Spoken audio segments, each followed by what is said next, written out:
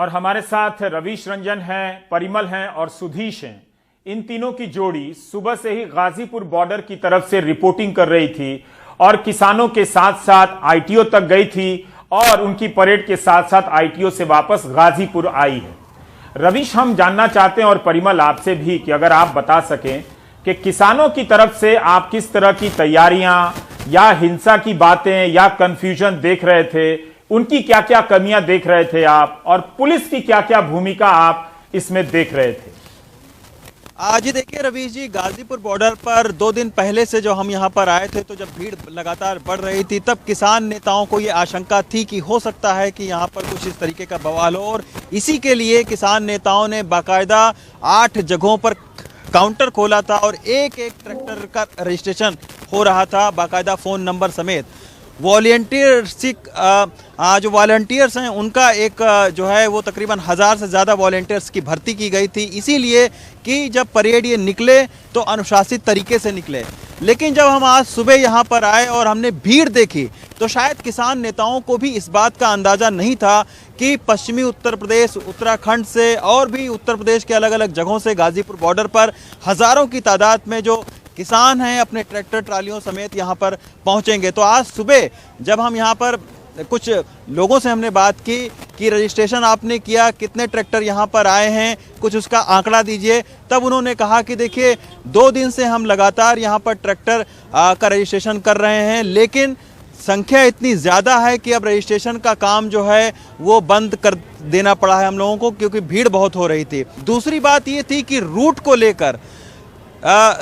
लेकर कल रात तक मीटिंग चलती रही।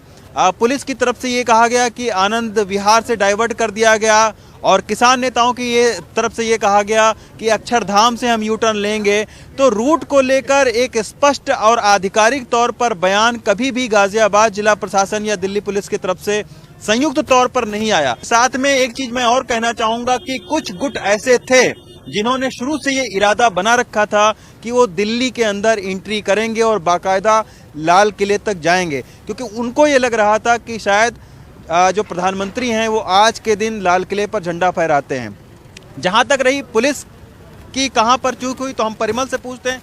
परिमल, ये आप बताओ, आज सुबह से हम लोग साथ में हैं, पुलिस की चूक कहां पर आप मान रहे हैं जो इस तरीके की अव्यवस्था फैली है? देखिए, यहाँ पे सबसे पहले रवीश, अगर सुबह का वाकया याद करें, जब यहाँ से लोग निकलना शुरू हुए और ट्रैक्टर ट्रॉली का काफिला चला, तो आप ये देखिए कि नीचे से रास्ता तो बनाया गया था जिसमें आनंद विहार की तरफ आप मुड़ सकते थे, लेकिन ऊपर के रास्ते में बैरिकेडिंग कहीं नहीं थी।